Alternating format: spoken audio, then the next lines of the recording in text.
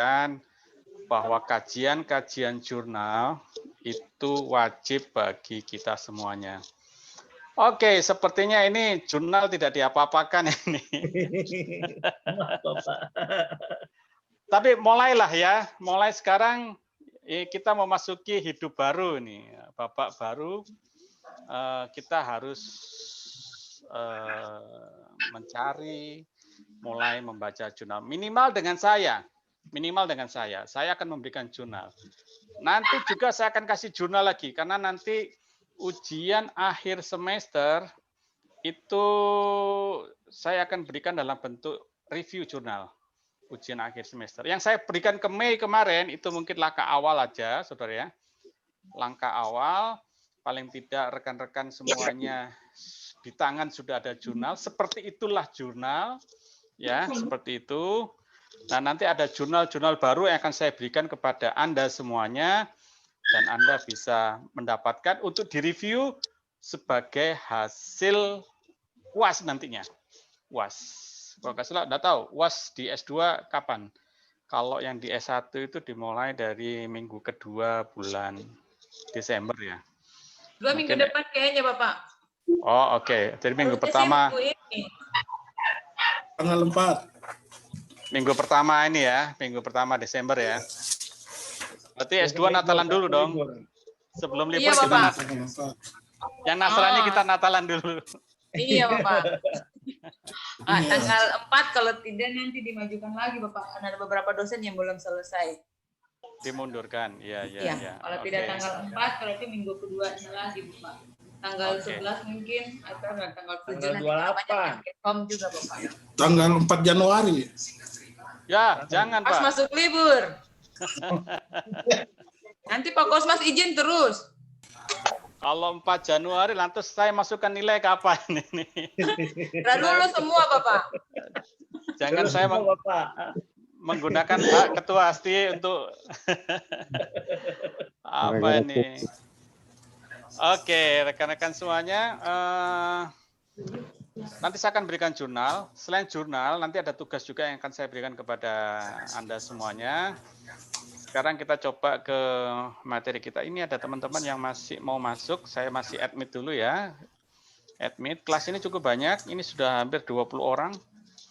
20 orang, cuma yang tampak di sini masih sedikit. Tapi it's okay, nggak apa-apa.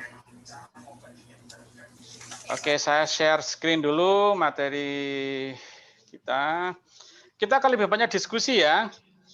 Kalau materi itu sudah ada, nanti akan saya kirim lewat Mei materi saya ini, nggak perlu di nggak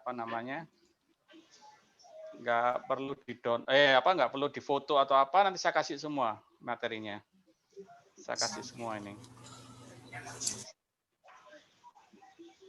Kita akan lebih banyak diskusi. Kalau materi ini materi-materi S1, saudara ya. Kalau Bapak Ibu semuanya adalah S1 manajemen atau ekonomi, pasti sudah mendapatkan materi ini. Oke, bisa dilihat ya, rekan-rekan semuanya? Bisa. Oke, sabar. Bapak jelas. Ya, saya harus admit dulu berapa rekan kita yang mau join di grup kita pada sore hari ini.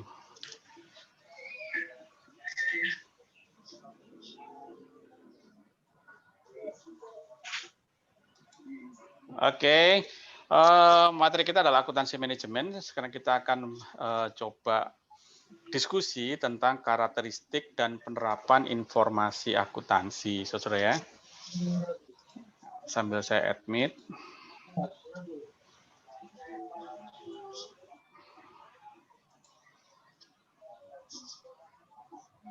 Apa saja yang perlu kita pelajari? Ya, ini adalah definisi daripada karakteristik informasi dari akuntansi manajemen, saudara ya. Sabar, karena teman kita ada cukup banyak. Ini kalau masuk ada 4, ada 5. Jadi saya mau izin sambil saya admit. Definisinya adalah pengidentifikasian, pengukuran,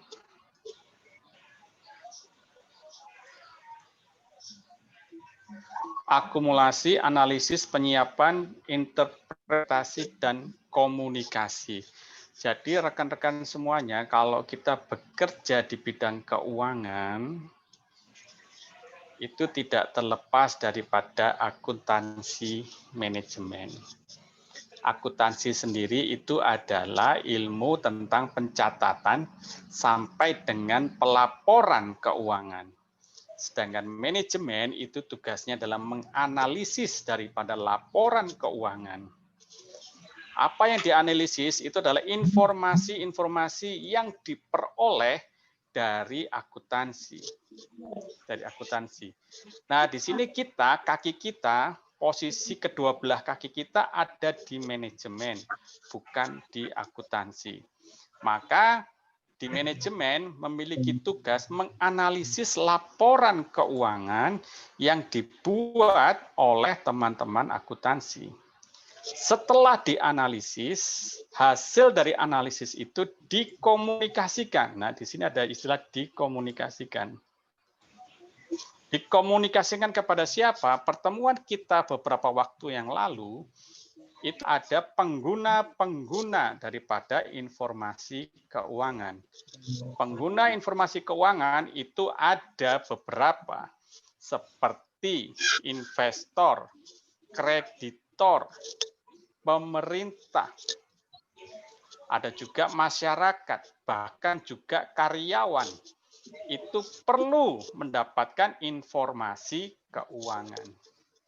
Nah, biasanya para manajer atau para pemimpin perusahaan itu agak alergi kalau menginformasikan keuangan kepada karyawan atau kepada masyarakat. Tapi yang perlu diingat sekarang kan di Indonesia sudah ada undang-undang transparansi, undang-undang keterbukaan kepada publik. Nah, ini hati-hati. Masyarakat berhak untuk mengetahui. Makanya beberapa laporan keuangan dari perusahaan, bahkan juga dari pemerintah, itu dipublikasikan di surat kabar, di media-media sosial. Tujuannya apa? Ya, untuk menunjukkan prestasi daripada perusahaannya, menunjukkan prestasi daripada industrinya. Seperti itu, Bapak, Ibu, dan saudara-saudara semuanya.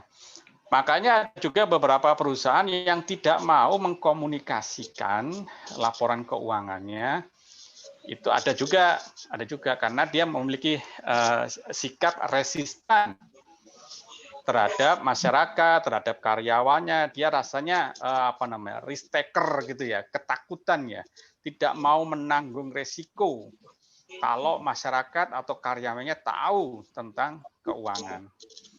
Ada beberapa contoh, Bapak, Ibu, dan semuanya. Saya akan lebih banyak memberikan contoh-contoh kepada rekan-rekan semuanya. Saya pernah melakukan sebuah riset, saudara ya.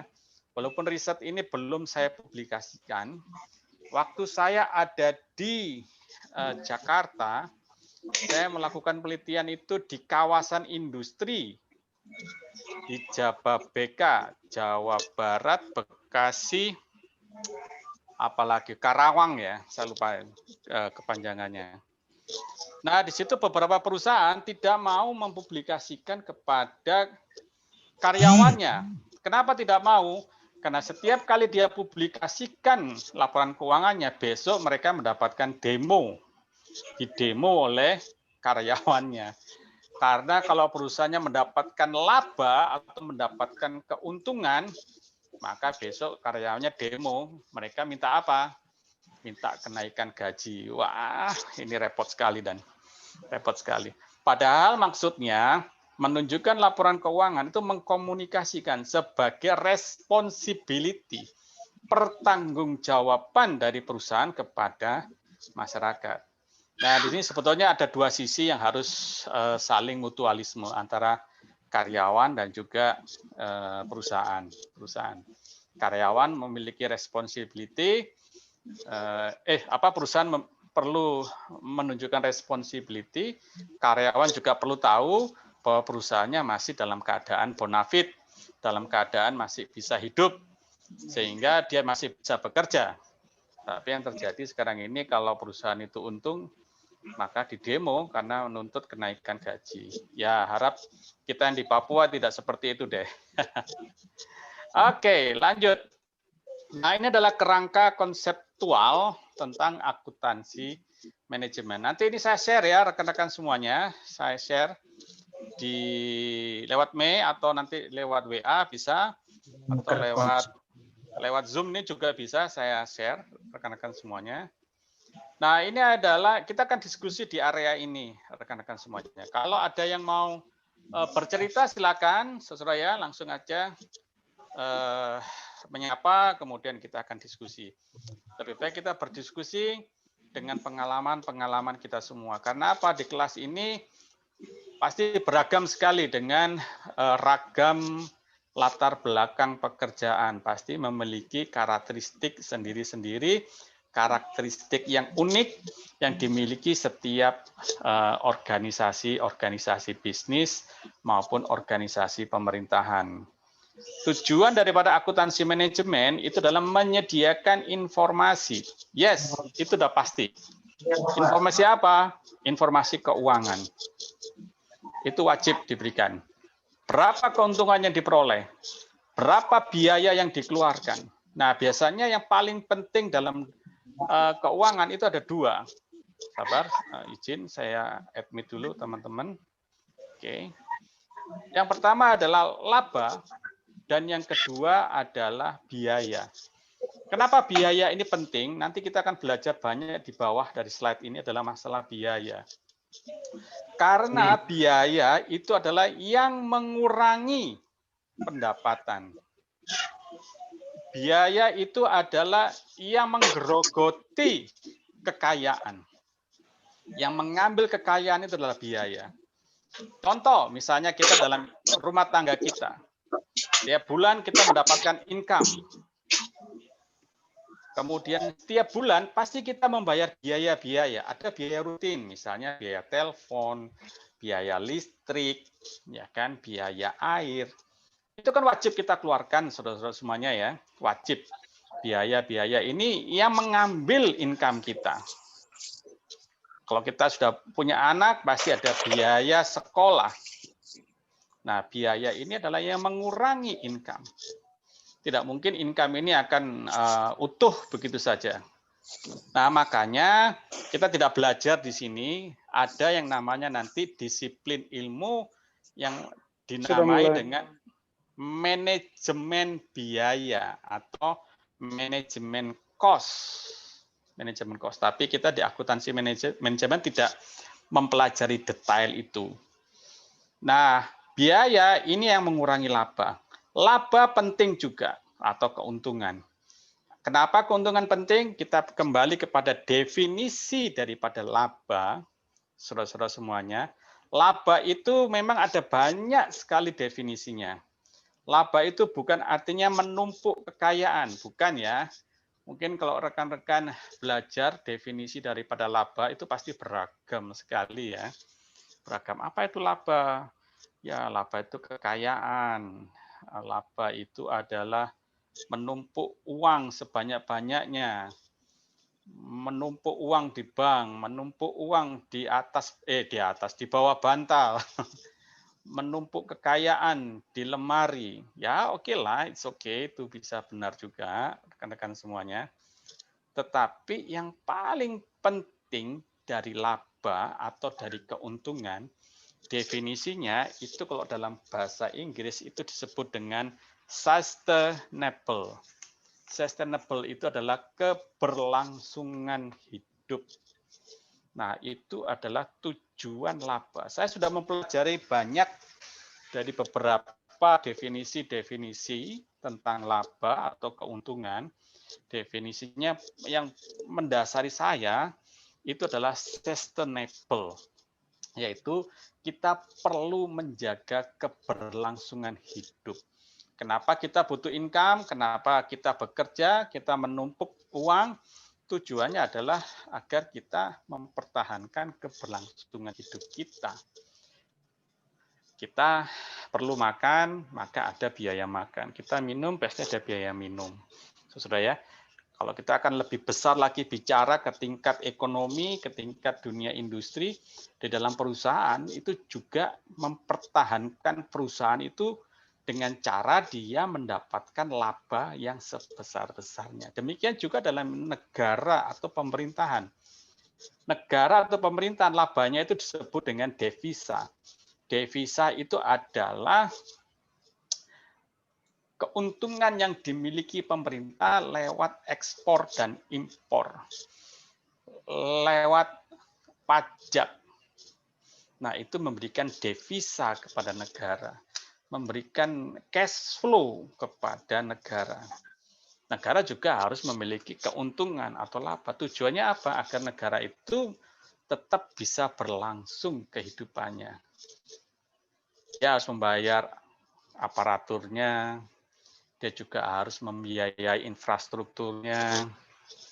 Itu kalau tingkat pemerintahan. Kalau di tingkat perusahaan, perusahaan ini juga harus mempertahankan kehidupan perusahaannya. Dia harus membayar biaya tenaga kerja, dia juga harus membiayai infrastruktur, sarana prasarana, sarpras itu. Dari mana dia dapat? Kalau tidak dari income yang didapatkannya. Nah, itu perlu diinformasikan kepada masyarakat. Kalau di luar negeri, Bapak Ibu semuanya, kalau kita membaca jurnal, makanya ini kita penting sekali membaca jurnal agar kita mengetahui beberapa kasus-kasus yang terjadi baik di dalam negeri maupun di luar negeri. Bapak, Ibu, dan saudara-saudara semuanya, kalau kita membaca jurnal beberapa perusahaan-perusahaan di luar negeri, kebetulan yang saya baca itu beberapa jurnal yang ada di Amerika. Kalau di Amerika itu bukan sesuatu yang tabu, perusahaan itu menunjukkan laporan keuangannya kepada karyawannya. Karena kalau karyawannya lihat, oh perusahaanku mulai turun ini income-nya, maka dia akan keluar dari pekerjaan itu sebelum perusahaannya tutup, sebelum perusahaannya bangkrut, dia keluar dulu dan dia cari pekerjaan yang lain. Makanya di Amerika atau beberapa negara Eropa, itu karyawan itu bisa dalam 1 tahun, dia bisa 2 atau 3 kali resign atau keluar dari perusahaannya. Dan itu sudah biasa. Tapi kalau di Indonesia kan keluar dari perusahaan itu rasanya kayak gimana gitu. Malah bila perlu dia bertahan di situ, kalau perusahaannya rugi, dia demo agar perusahaannya meningkatkan keuntungannya. Ya, masing-masing negara memiliki karakteristik sendiri-sendiri. Tidak bisa kita menyamakan antara satu negara dengan negara yang lain. Seperti itu beberapa contoh yang pernah saya baca. Nah, saudara-saudara, tujuan berikutnya adalah berpartisipasi dalam proses manajemen. Di dalam manajemen itu ada beberapa bidang-bidang manajemen. Yang pertama adalah manajemen keuangan, ada manajemen sumber daya manusia, ada manajemen pemasaran, ada manajemen strategi. Itu merupakan proses manajemen. Nah, setiap orang dalam satu organisasi, dia harus bekerja sama. Namanya juga manajemen ya. Manajemen itu definisinya adalah bekerja sama 2-3 orang untuk mewujudkan tujuan-tujuan tertentu. Maka di dalam proses manajemen dalam sebuah organisasi, mereka harus punya kolaborasi antara sumber daya yang ada di keuangan, sumber daya yang ada di pemasaran, sumber daya yang ada di strategi, dan sumber daya lain yang dimiliki oleh manajemen tersebut, oleh organisasi tersebut. Seberapa banyak bidang-bidang manajemen?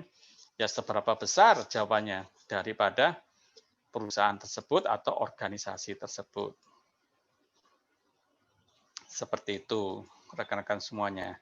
Kemudian di bawahnya ada tanggung jawab.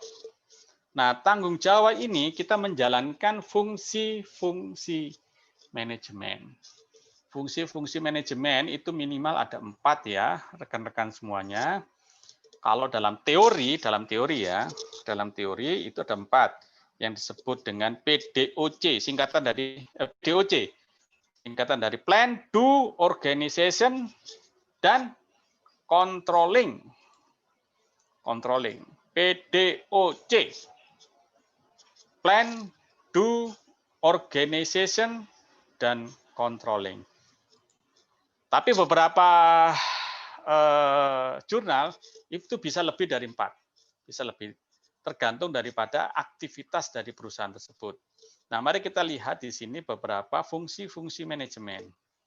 Itu dimulai dari perencanaan, karena hampir semua kegiatan dalam sebuah organisasi selalu diawali oleh yang namanya, oh maaf, dia lewat. Diawali dengan perencanaan. Nah, di sini karena kita ada di dalam manajemen keuangan atau ada di dalam akuntansi manajemen yang identik dengan keuangan, maka di situ ada satu nilai yang disebut dengan penilaian. Kenapa dimasukkan penilaian? Karena di situ ada nilai uang. Di dalam laporan keuangan, itu yang dicatat adalah nilai uang, bukan barang, bukan produknya. Misalnya kita memiliki 2 kendaraan, maka yang dicatat di dalam keuangan itu bukan nama kendaraannya, tapi nilai uang dari kendaraan tersebut. Maka beberapa pakar di dalam akuntansi manajemen itu memberikan fungsi manajemen yaitu penilaian. Berapa nilai dari kekayaan yang dimiliki oleh perusahaan. Di dalam aktiva itu ada nilai-nilai keuangan. Berapa nilai kasnya? Berapa nilai peralatan yang dimilikinya? Berapa nilai gedung yang dimilikinya? Berapa nilai kendaraan yang dimilikinya. Itu di sisi aktiva ya Bapak Ibu dan saudara semuanya. Ingat dalam laporan keuangan itu ada 2 sisi, yaitu sisi aktiva dan sisi pasiva. Dalam sisi pasiva atau yang sebelah kanan, kolom sebelah kanan itu ada 2 pos, yaitu hutang dan modal. Nah, di sini ada nilai hutang. Kita harus mencatat berapa hutang yang dimiliki oleh sebuah organisasi atau oleh sebuah perusahaan. Nah, ini bahaya kalau kita punya hutang kemudian kita tidak catat nilainya. Itu berarti kita sama saja dengan membohongi perusahaan kita. Kita berhutang malah kita nggak mencatat berapa nilainya.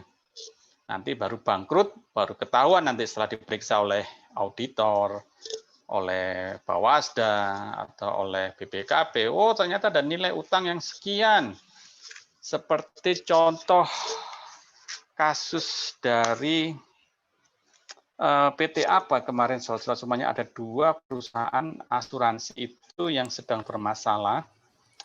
Jiwasraya. Ya, Pak Richard ya. Pak Richard. Ya, itu Pak Richard.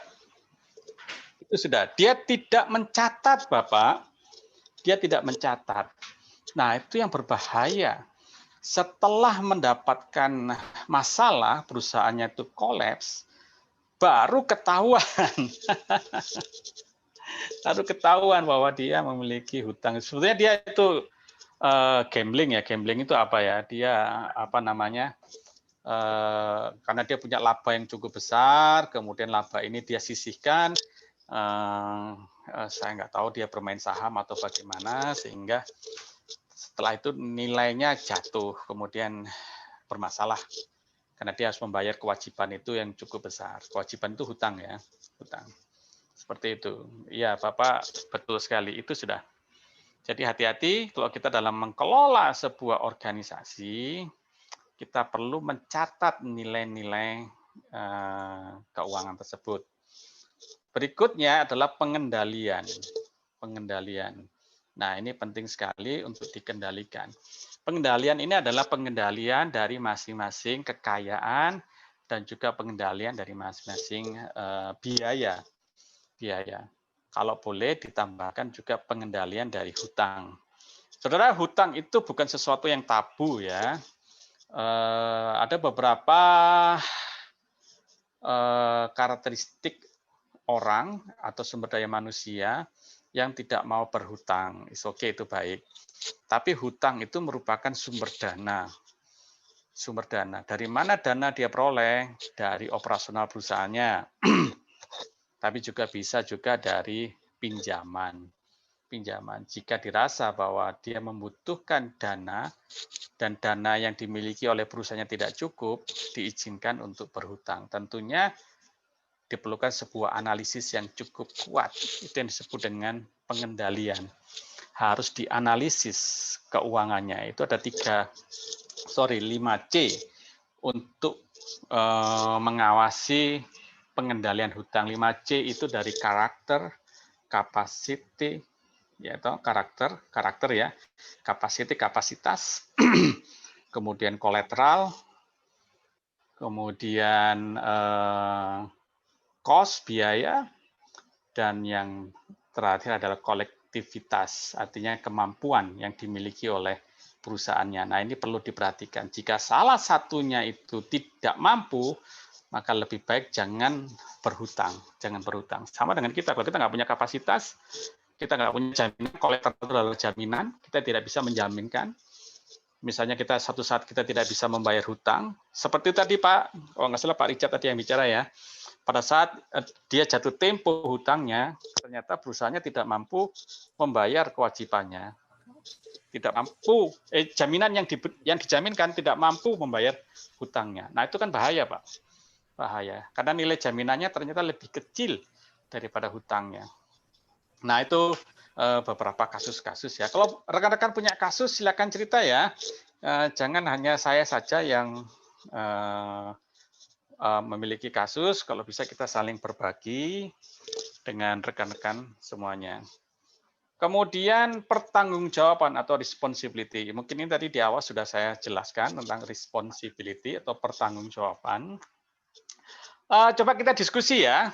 Bapak Ibu semuanya kita coba, ini saya stop share dulu, kita diskusi dulu deh.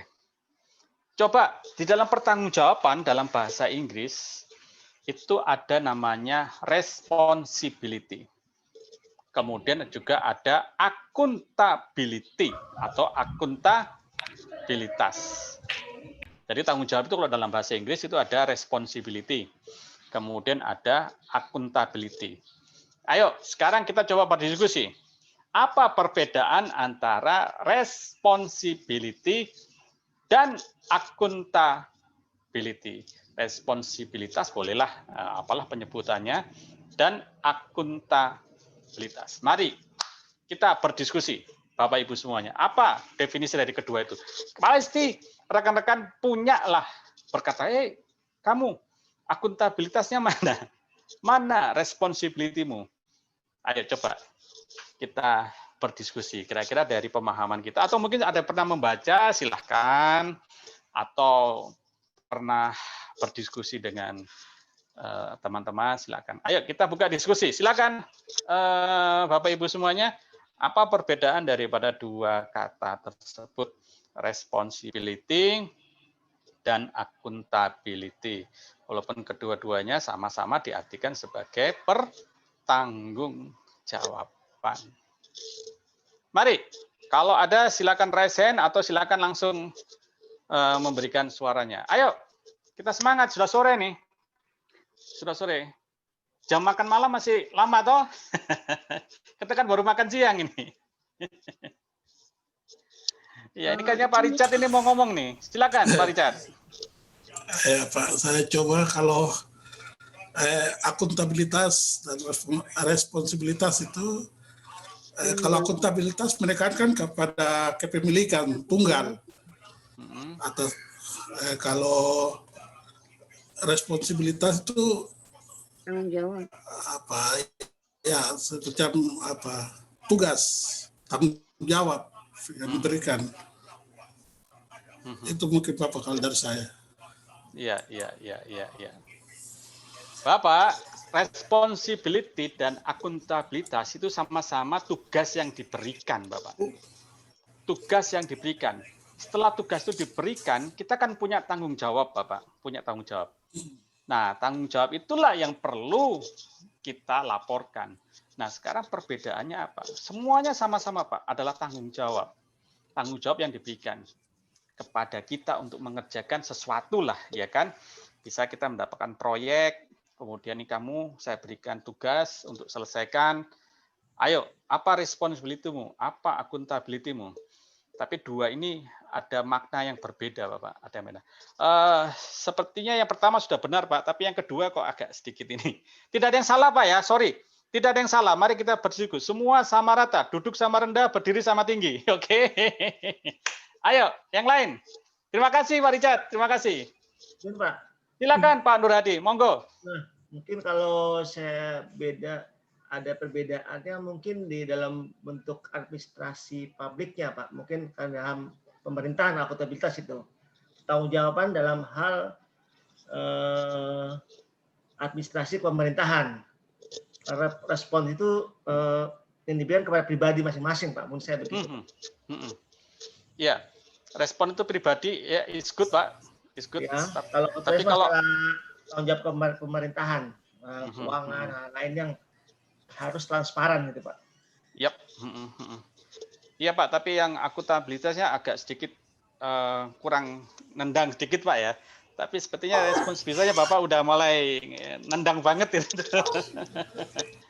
Ya, mungkin kita dengar yang lain dulu Bapak ya, Pak Nur Hadi ya. Terima kasih Pak Nur Hadi. Ayo rekan-rekan yang lain, mungkin yang cewek atau yang wanita, ibu-ibu, ayo bersuara. Ini sudah dua rekan kita. Oke, ada dengar suara, mari Pak Elias. Monggo Pak Elias, silakan Bapak. Responsibilitas itu bentuk tanggung jawab, sementara akuntabilitas itu kewajiban atau individu, kewajiban-kewajiban dari orang tersebut. Diberi pertanggungjawaban. Iya.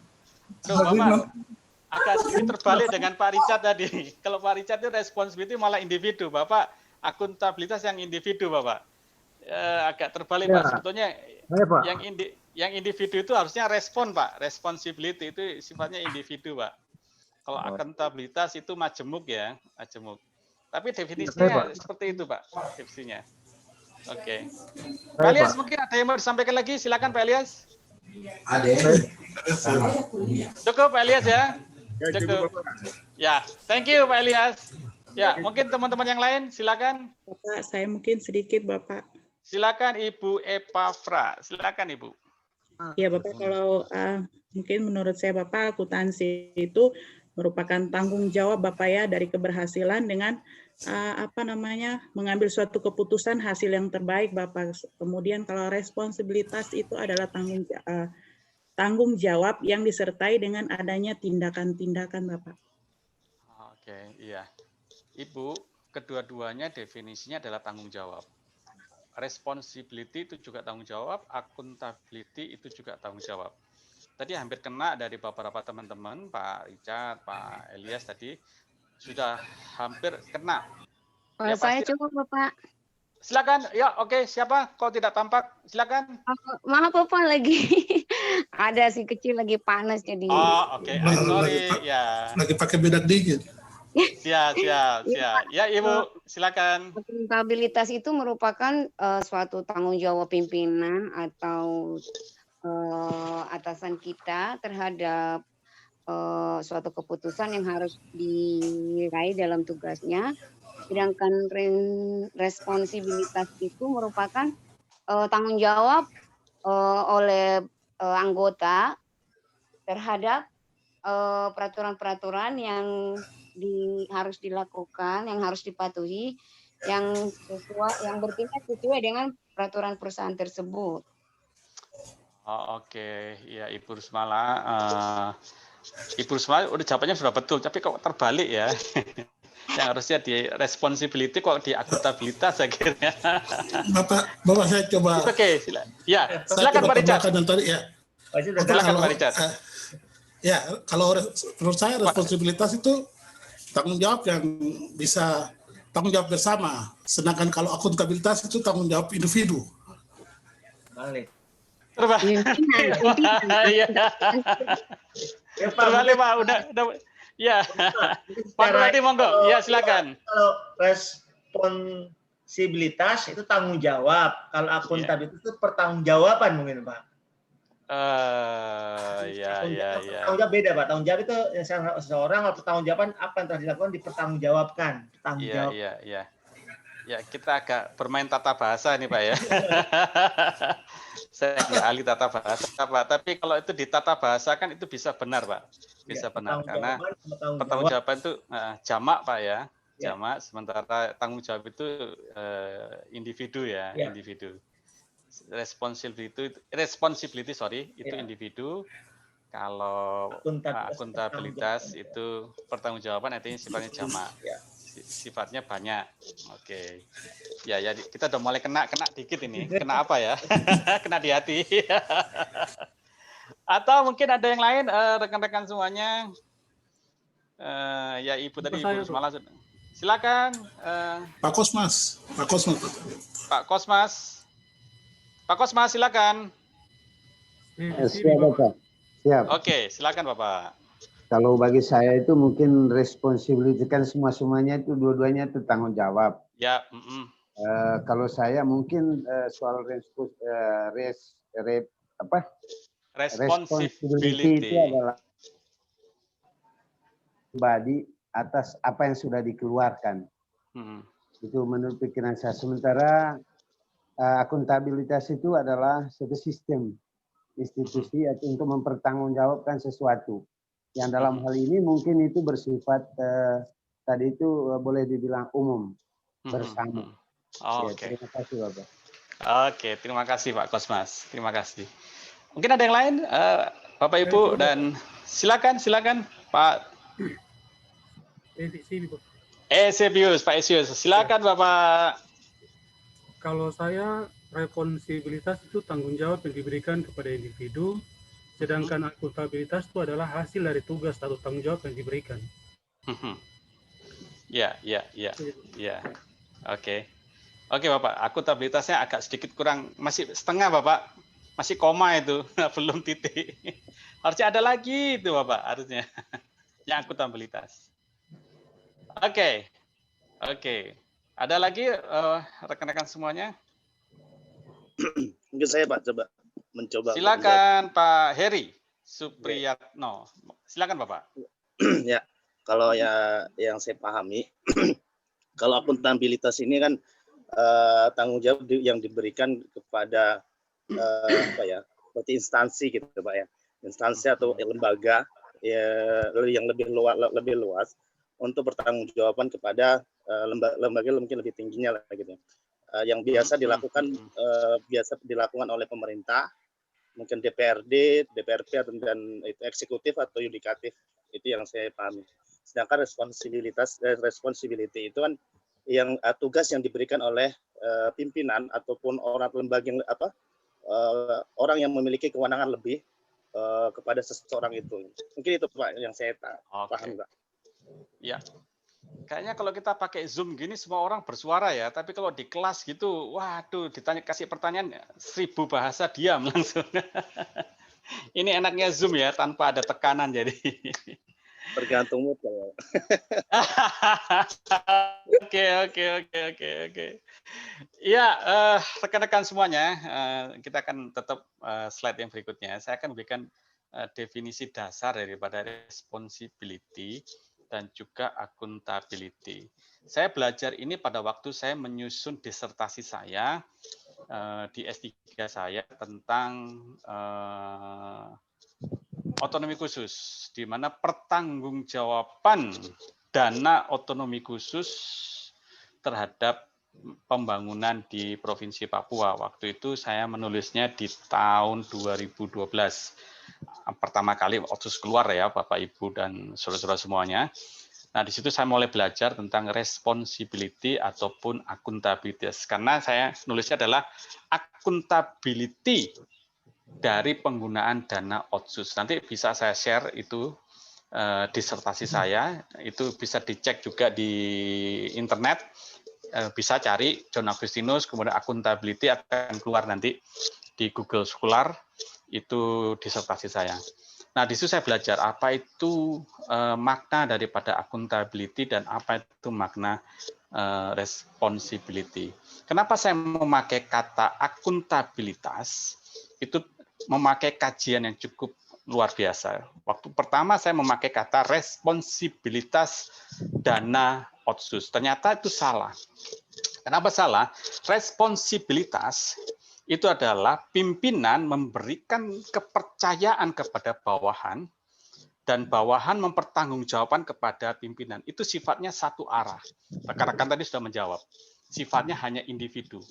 Jadi kalau saya diberikan tugas oleh pimpinan saya, maka saya berhak memberikan pertanggungjawaban kepada pimpinan saya. Sifatnya adalah mono, satu saja, satu arah. Yaitu antara saya dengan pimpinan. Saya harus bertanggung jawab dengan tugas yang saya berikan. Tidak kepada banyak orang. Beda dengan akuntabilitas. Akuntabilitas itu adalah tanggung jawab yang diberikan kepada seseorang, kemudian dia harus memberikan pertanggungjawaban bukan hanya kepada pimpinan. Ini yang perlu dicatat akuntabilitas. Tapi kepada berbagai pihak. Berbagai pihak. Bukan hanya pimpinan, berbagai pihak. Bisa masyarakat, bisa stakeholder yang lain, saudara ya. Nah, itu bedanya antara responsibility dan accountability. Kalau responsibility itu sifatnya adalah mono, satu arah saja. Satu arah. Tetapi kalau akuntabilitas itu banyak arah. Pertanggungjawabnya bukan kepada satu orang, kepada banyak orang. Makanya tadi kita sudah diskusi toh bahwa responsibility itu sifatnya individu, sifatnya pribadi. Tapi kalau accountability itu sifatnya umum. Seperti itu. Makanya di dalam disertasi saya menulisnya adalah akuntabilitas penggunaan dana otsus. Kenapa? Dana otsus itu perlu dipertanggungjawabkan kepada banyak orang, bukan hanya kepada satu orang saja. Kan gitu ya. Kalau responsibility, wah berarti antara saya dengan bos besar aja nanti ini. Seperti itu. Seperti itu, Bapak dan Ibu semuanya. Kita bisa belajar sama-sama. Oke, kita share screen lagi, saudara ya. Dari materi kita yang tadi kita sudah pelajari. Ya, kembali ke sini. Kemudian yang paling terakhir itu adalah pelaporan, saudara ya. Dari pertanggungjawaban itu kita harus tuangkan dalam bentuk laporan. Nah, ini ada aktivitas utama daripada akuntansi manajemen. Ini adalah yang paling bawah sini, saudara. Setelah kita membuat sebuah laporan, pelaporan itu merupakan aktivitas utama. Nah, orang manajemen akan mengambil pelaporan. Kita akan lihat garis yang ketiga dari atas ini ya. Ini sudah 1, 2, dan kita sekarang ada di sini. Pelaporan. Ini wajib dibuat. Setiap pertanggungjawaban itu harus dibuat pelaporan. Setelah pelaporan dibuat, karena topik kita pada hari ini adalah masalah informasi, maka pelaporan itu harus bisa diinterpretasi. Interpretasi adalah bisa dijelaskan. Nah, pelaporan kalau tidak bisa dijelaskan, berarti itu tidak bisa, harusnya adalah pelaporan yang sifatnya internal saja. Karena kita ini adalah accountability, maka harus bisa diinterpretasikan kepada banyak orang. Jangan interpretasi itu hanya diketahui, dipahami oleh sepihak saja, tapi perlu dipahami oleh banyak pihak. Nah, ini biasanya permasalahan adalah di interpretasi. Banyak sekali waktu kita memprestasikan laporan kita kepada orang lain, kadang-kadang orang lain tidak mengerti, malah menimbulkan gejolak. Itu yang terjadi sekarang ini. Contoh, beberapa waktu yang lalu mungkin kita sempat terjadi sebuah kasus nasional, yaitu masalah Omnibus Law. Rekan-rekan pasti tahu semua ya tentang Undang-Undang Cipta Kerja ini, Cipta Kerja. Nah, itu interpretasinya Pak yang salah. Kalau bagi saya, pendapat saya, mungkin rekan-rekan punya pendapat yang lain, silahkan. Kita juga bisa buka ruang diskusi lagi. Itu interpretasi yang salah. Memberikan penjelasan daripada hasil akhir laporan Omnibus Law yang tidak dimengerti oleh masyarakat. Masyarakat memprestasikan itu beda-beda. Beda-beda itu akan terjadi. Karena perbedaan yang begitu tinggi, akhirnya terjadilah gejolak sosial yang tinggi. Hampir 70% dari Indonesia itu terjadi gejolak sosial, termasuk di Papua ya. Papua Barat juga terjadi. Cuma di Papua eksesnya nggak terlalu besar ya, tidak seperti di Jawa. Makanya waktu saya memberikan edukasi tentang Omnibus Law atau Undang-Undang Cipta Kerja, saya selalu mengatakan, sudah baca belum tentang Undang-Undang Cipta Kerja itu? Kalau belum, jangan menafsirkan sendiri, jangan hanya mendengarkan dari orang lain. Nah, saudara, pelaporan ini sangat penting sekali. Pelaporan. Karena apa? Waktu kita menginterpretasikan pelaporan, itu orang lain harus mampu memahami dengan baik. Dalam hal ini adalah laporan keuangan ya. Bisa juga nanti kalau marketing atau strategi, kalau dalam membuat laporan, itu harus bisa dipahami oleh banyak orang. Nah, di sini kita bisa belajar pentingnya sebuah pelaporan dan pentingnya kita menginterpretasikan pelaporan kepada orang lain. Jangan sampai orang lain malah tidak paham, malah menimbulkan gejolak sosial.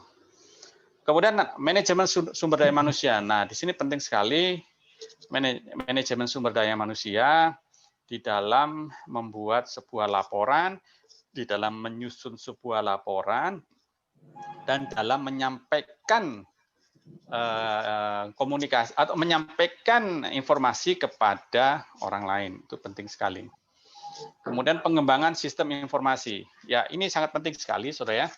Pengembangan sistem informasi. Kita sekarang ini ada di era 4.0. Mungkin kita sudah pernah mendengar itu, era industri 4.0.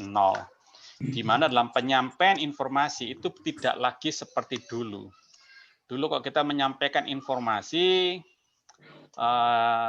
kita ketik semua laporannya, kita kumpulkan, kemudian kita buat dalam bentuk manual book, kemudian kita gandakan, kemudian kita bagi, kemudian kita jelaskan. Tapi sekarang ini kan sudah berbeda. Sekarang zamannya paperless, artinya tidak pakai kertas. Sekarang sifatnya adalah digital. Dalam menyampaikan informasi juga sekarang bisa lewat media-media informasi, lewat teknologi. Seperti itu, saudara. Nah, pengembangan sistem informasi ini sangat penting sekali dan sangat cepat. Mari coba saya punya movie ya, saudara ya. Saya punya movie yang mungkin kita bisa pelajari bahwa sekarang kita masuk dalam industri 4.0. Apa industri 4.0? Coba kita pelajari. Saya coba stop share yang ini. Sekarang kita coba nonton film terlebih dahulu. Semoga ini bisa dilihat. Ada 2 kamera, jadi saya harus lihat apakah bisa ditampilkan di kamera. Oh, oke, bisa. Nah, ini adalah penjelasan tentang revolusi industri 4.0. Coba kita nonton ya.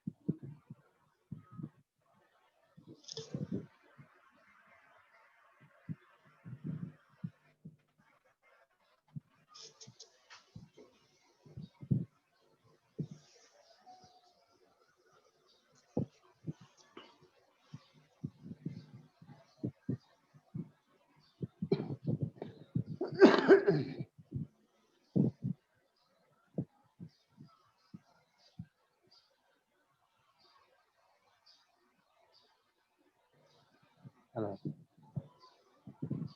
Halo.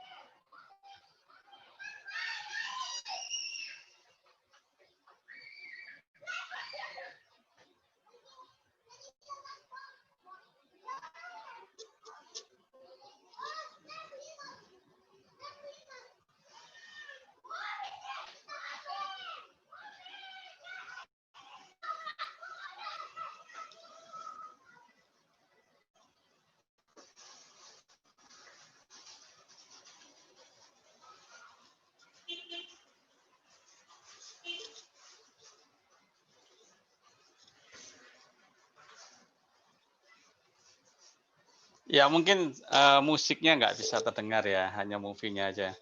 Ya nggak apa-apa. Itu adalah sekilas tentang definisi daripada industri 4.0.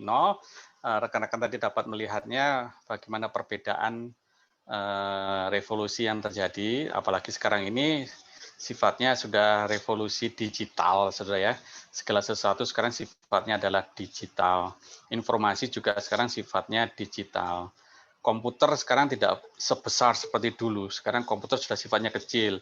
Sudah mulai ada tablet, saudara ya, laptop, semuanya dengan kecepatan dan memori yang cukup besar. Informasi bisa disampaikan di mana saja. Kita juga bisa bekerja di mana saja, menyampaikan informasi di mana saja. Saya pernah ketemu dengan Ibu Risma. Ibu Risma ini adalah wali kota, ya sekarang sudah enggak ya, karena sudah 2 periode. Nah, Ibu Risma itu sering jalan-jalan kemana, dia tidak ada pernah di ruangan. Dia presentasinya katanya sih, menurut dia itu 15% dia ada di ruangan kerjanya. Selebihnya dia ada di lapangan. Nah, sekarang bagaimana dia mengontrol pekerjaan? Waktu ditanya begitu, dia keluarkan itu tabletnya. Ini saya menggunakan teknologi ini. Saya mau lihat di mana saja saya punya karyawan, saya lihat aja lewat gadget saya ini. Ya kan, pembangunan di mana saya lewat gadget saya. Ada air yang tidak mengalir, saya lewat di sini. Kalau ada masalah tinggal saya telepon, saya punya SKPD. Nah, saudara, sekarang itu sifatnya adalah digital, informasi di era 4.0. Oke, saudara ya.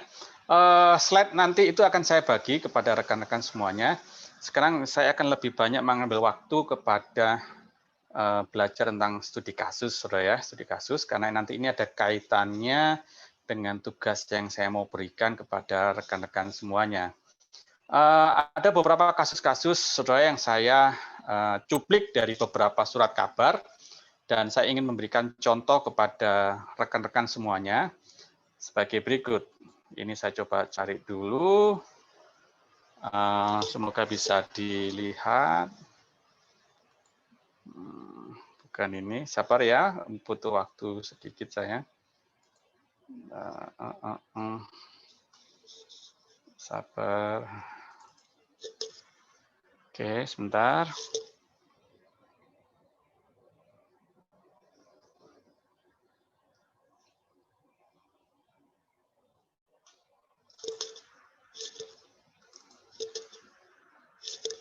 Oke, saya bisa dapat. Bisa dilihat rekan-rekan semuanya? Bisa, Bapak. Ada gambar sapi yang sedang loncat di situ? Iya, Pak. Tapi belum besar kan, Pak? Belum dibesarkan. Belum dibesarkan ya. Oke. Sapi masih kecil ya. Iya. Oke, coba saya besarkan. Saya harus keluar dulu dari sini. Oke, ini sapinya nggak tahu dia lari kemana nih. Oke. Dan bola. Oke.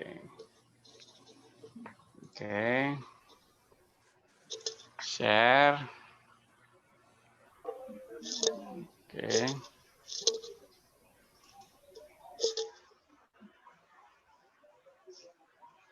Oh, dia tidak mau. Dia tidak mau. Ya, inilah efek kalau sabar. Saya akan coba besarkan di sini. Oke. Share screen.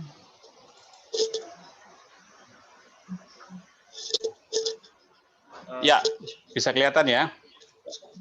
Ya, saudara-saudara. Ya, gambar sapi ini adalah simbol dari Bursa Efek Indonesia. Bursa Efek Indonesia.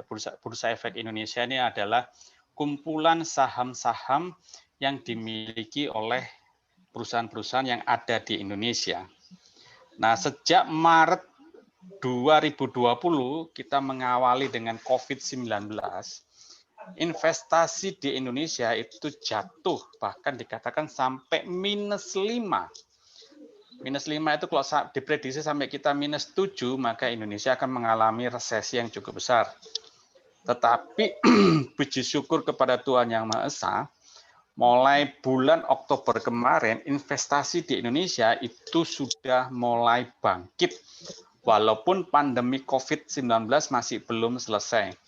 Nah, ini ditunjukkan dengan laporan dari Bursa Efek, laporan keuangan dari Bursa Efek, ternyata investasi yang masuk ke Indonesia, perusahaan-perusahaan yang masuk ke Indonesia itu cukup tinggi sekali. Ditunjukkan dengan ini, sapinya dia lompat ke atas, sampai dengan bulan November awal, dia mampu mencapai 10 triliun dolar di Indonesia. Wah, cukup luar biasa sekali nih laporannya. Cukup bagus sekali untuk Indonesia. Untuk Indonesia. Ini salah satu contoh rekan-rekan semuanya. Oke, saya stop share dulu. Saya akan tunjukkan lagi beberapa contoh-contoh yang lain. Ini sebentar. Saya ingin memberikan contoh kepada kita semua. Nah, ini dia. Salah satu bukti bahwa Indonesia sekarang sudah mulai bangkit dari krisis akibat. Nah, ini isu yang terakhir, Bapak, Ibu, dan saudara semuanya. Kita tahu Bank BRI, siapa yang punya tabungan di Bank BRI? BRI ini akan mengakuisisi PT Pegadaian. Wah, luar biasa sekali. PT Pegadaian, Anda tahu semua ya, Pegadaian ya, siapa yang punya jaminan di Pegadaian. Nanti itu akan menjadi satu dengan BRI. Ini bukti bahwa Bank BRI mengalami surplus yang luar biasa. Surplus itu adalah tingkat keuntungan yang cukup tinggi. Dari laporan keuangannya, ini cukup kecil, saya tidak bisa tunjukkan, saudara ya. Laporan keuangannya, sementara PT Pegadaian dalam posisi bukan minus, saudara ya, minus, dia biasa-biasa saja, dan akan diambil alih oleh BRI.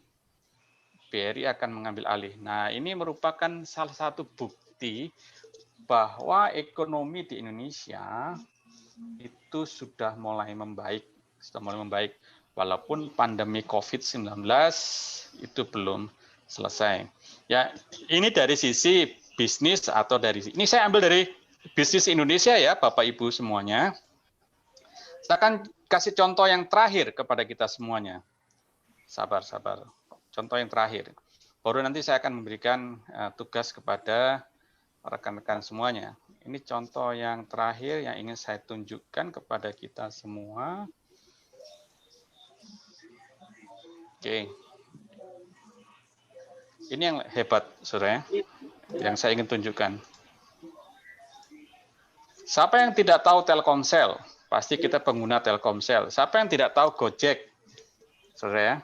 Nah, Telkomsel ini menyuntikkan dana, hampir separuh dana dari Telkomsel, dia suntikan ke Gojek. Beberapa pakar mengatakan hampir Telkomsel ini akan bersatu dengan Gojek. Wah, ini kan luar biasa, saudara ya. perusahaan telekomunikasi menjadi satu dengan perusahaan akomodasi. Perusahaan transportasi, sampai saya ngomong akomodasi lagi. Salah sekali saya ngomongnya. Perusahaan transportasi, Gojek. Kenapa dia mengambil Gojek, rekan-rekan semuanya?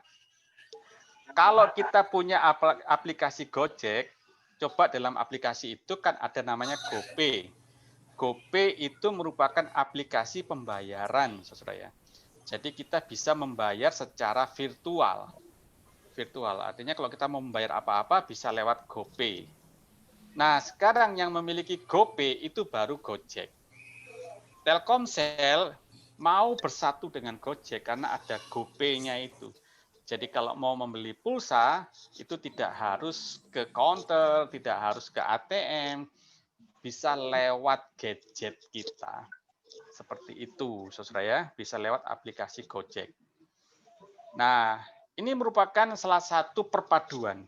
Yang disatukan adalah nilai investasi, nilai uangnya. Antara uang yang dimiliki oleh Telkomsel dan nilai uang yang ada di Gojek. Nah, nanti ini Telkomsel dan Gojek kalau bersatu, enggak tahu namanya apa nanti ini. Masih ini dalam proses, saudara ya, masih dalam proses. Bapak dan Ibu, saudara-saudara semuanya, itu merupakan salah satu contoh bagaimana kita mengelola informasi.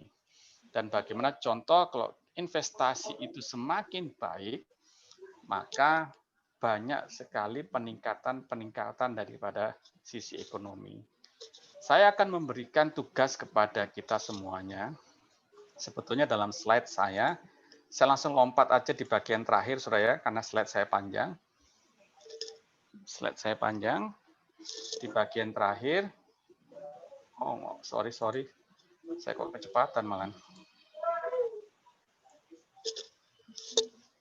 Maaf. Mana slide saya tadi? Saya akan yang paling terakhir.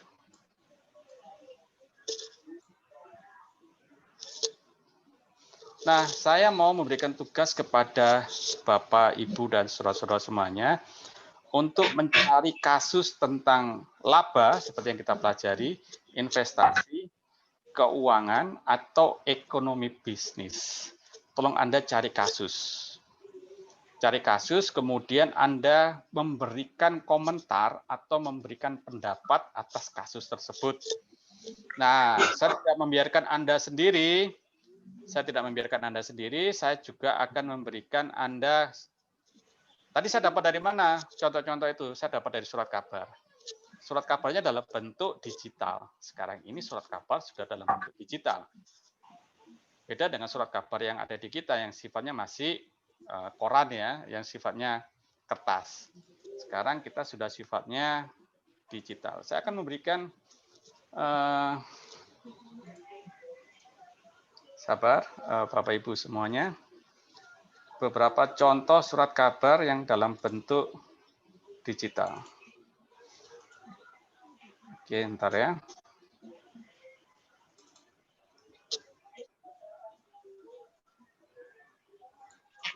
Ini yang akan saya bagi kepada Anda semuanya. Saya memiliki surat kabar, bisa dilihat Bapak Ibu semuanya? Belum ya? Nah, ini surat kabarnya yang saya akan berikan kepada Anda semuanya. Surat kabar yang saya mau bagi kepada mahasiswa. Saya punya ada sekitar 30 surat kabar, ada Kompas, ada Media Indonesia, kemudian ada Daily. Nah, Anda silakan baca semuanya 30 surat kabar selama 15 hari terakhir. Jadi hari ini tanggal 19 ya. Saya mengambil tanggal 19, tanggal 18, tanggal 17 sampai dengan tanggal 9 November. Dari tanggal 9 sampai dengan hari ini, surat kabar ini yang sifatnya digital, saya kumpulkan jadi satu, saya berikan kepada Anda semuanya. Tolong Anda baca, Anda cari kasus-kasus yang tadi saya sebutkan. Ya, kemudian berikan pendapat. Nah, pasti ada sisi ekonomi dan sisi bisnis di sini. Seperti ini, saudara. Bisa dilihat ya?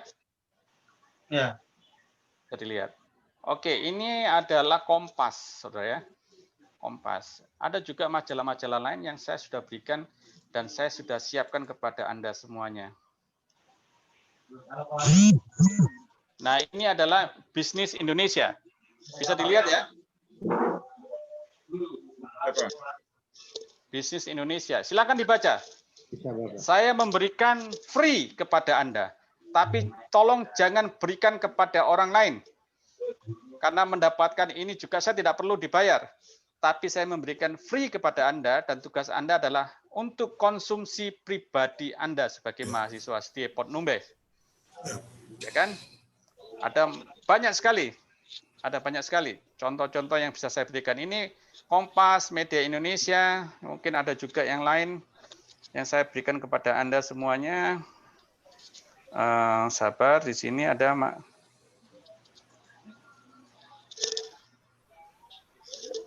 Nah, ini ada Forum. Majalah Forum. Bisa dilihat Forum? Bapak Ibu semuanya? Bisa, ya. Jelas. Ya, ini saya berikan kepada Anda semuanya. Silakan Anda cari nanti di dalamnya. Ada 20 halaman, jadi nggak mungkin saya kasih kepada Anda semuanya. Oke. Seperti ini. Tugas yang saya berikan kepada Anda, nanti ini dikumpulkan pada saat ujian akhir semester. Hasil dari pendapat Anda atas kasus-kasus yang saya berikan. Silakan cari majalah mana, masing-masing orang silakan dibuka nanti majalahnya. Yang pasti kalau bisa jangan kasusnya sama. Kasusnya sama. Kalau satu majalah misalnya dari Kompas dengan tanggal yang sama boleh, tapi kasusnya beda. Kasusnya beda. Ada 31 surat kabar. Ada Kompas, ada Media Indonesia, ada Forum yang saya berikan, itu yang terbaru 2 minggu terakhir ini yang saya berikan kepada Anda, pasti up to date sekali, up to date, tolong Anda cari. Seperti itu, rekan-rekan semuanya, itu tugas pertama yang saya berikan. Tugas yang kedua, yaitu tugas untuk ujian akhir semester. Sebelum masuk ujian akhir semester, ini sudah jelas untuk tugas yang ini? Sudah jelas ya? Pak, mungkin Pak. Ya, bagaimana? Ada yang ditanya?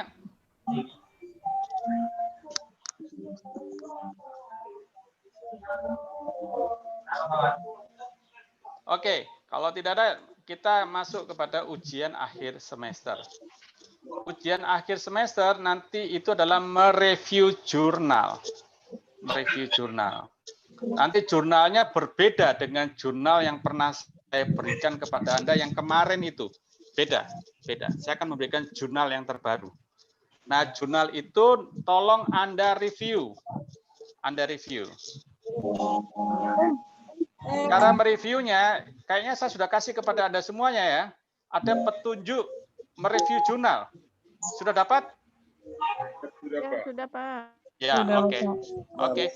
Tinggal nanti saya memberikan jurnal kepada Anda semuanya. Tinggal saya memberikan jurnal, nanti jurnal itu akan direview oleh mahasiswa. Jadi nanti pada saat mengumpulkan ujian akhir semester, yang dikumpulkan yang pertama adalah review jurnal, kemudian dengan studi kasus yang dari majalah-majalah yang saya berikan kepada Anda. Seperti itu. Ada pertanyaan, Bapak, Ibu, dan saudara-saudara semuanya?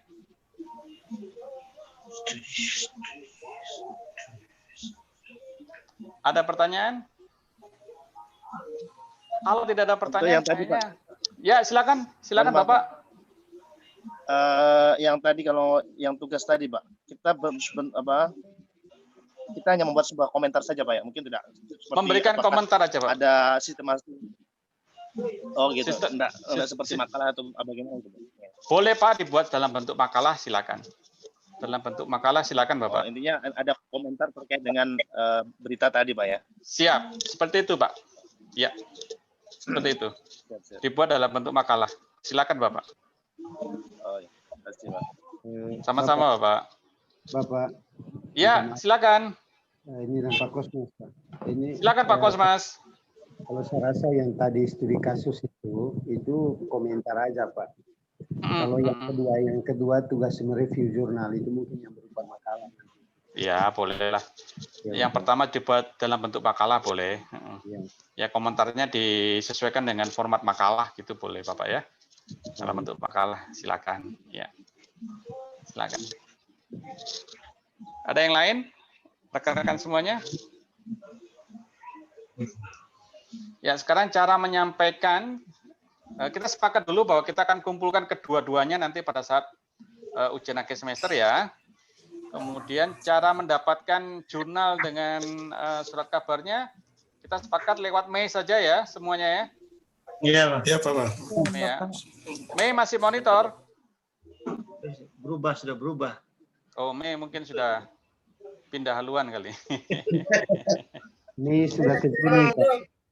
Ya sudah. Iya. Oke, nanti kita lewat ini aja. Apa namanya? Ya. Tapi ada Hasan juga di sini. Nanti kalau saya nggak mungkin kasih lewat Hasan. Ya. Lagi makan dia. Oh, lagi makan. Bagus, makan sendiri. Makan sendiri, bagi-bagi. Ya, kita sepakat nanti lewat Mei ya. Ya. Lewat Mei. Kemudian silakan nanti di-download lewat B semuanya dari jurnal dan makalah. Mungkin Anda bisa mendownload hari Jumat besok ya. Hari Jumat ya. Hari Jumat. Karena untuk jurnalnya foldernya masih acak saya. Nanti saya jadikan satu dulu. Kalau yang surat cover saya sudah jadikan satu dalam satu folder. Untuk jurnalnya masih acak. Nanti saya jadikan satu dulu. Baru nanti saya taruh di Mei semuanya. Oke. Seperti itu. Ada pertanyaan sebelum kita mengakhiri, saudara semuanya? Bapak yang tadi yang tugas terakhir untuk UAS itu, siap. Kira-kira kita kumpulnya tanggal 4 ya, sesuai dengan jadwalnya Bapak, jadwal ujian. Ya, pokoknya sesuai dengan jadwal ujian akhir semester Bapak ya, sesuai dengan jadwal. Oh ya, berarti 4 Desember ini Pak. Siap, Bapak. Ya, baik ya. Bapak, siap. Itu akademik punya hak Bapak. Pokoknya saya tinggal kumpulkan saja. Nanti saya tinggal terima jawaban dari Bapak Ibu semua. Siap Bapak. Biasanya kasih, begini, Bapak biasanya begini burus malas selesai besok pagi. Salam kenal Titi burus malah itu. Pikiran tugas terus. Ya ini mau Natal ini jangan sampai tugas banyak. Natal malah nanti sibuk dengan tugas. Pulang ke Medan ini. Ya oleh-oleh aja dari Medan, Ibu Rusmala. Pimpin ibadah itu Pak. Iya. Oke. Bapak Ibu semuanya, terima kasih atas, ada yang baru masuk ini. Ya sudahlah, dia yang doa penutup nanti. Doa penutup. Oke, Bapak Ibu semuanya, sampai di sini pertemuan kita. Akhir kata saya hanya menyampaikan kita jaga kesehatan kita sama-sama. Situasi pandemi COVID-19 ini masih belum berakhir. Harap kita semuanya sehat. Ya, Pak. Kita bisa menyelesaikan studi ini dengan baik, khususnya menyiapkan ujian akhir semester, saudara ya. Karena bukan saya aja yang memberikan tugas, ada dosen-dosen lain yang memberikan tugas. Energi kita cukup banyak yang akan dikeluarkan, baik dalam tugas sehari-hari di pekerjaan di kantor, juga nanti di kampus. Jaga kesehatan. Ya, khususnya Hasan, jaga kesehatan Hasan. Salam sehat selalu. Sampai jumpa pada pertemuan-pertemuan yang akan datang. Oke, sampai ketemu lagi. Bapak Ibu semuanya. Salam sehat selalu. Terima kasih Bapak. Ya, sama-sama. Saya izin live ya. Siap. Terima kasih. Ya.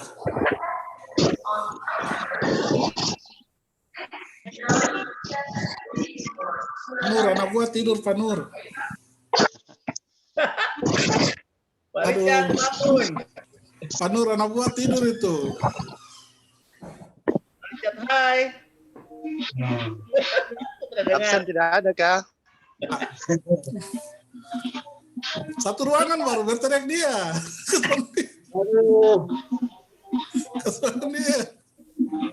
Absen tidak ada.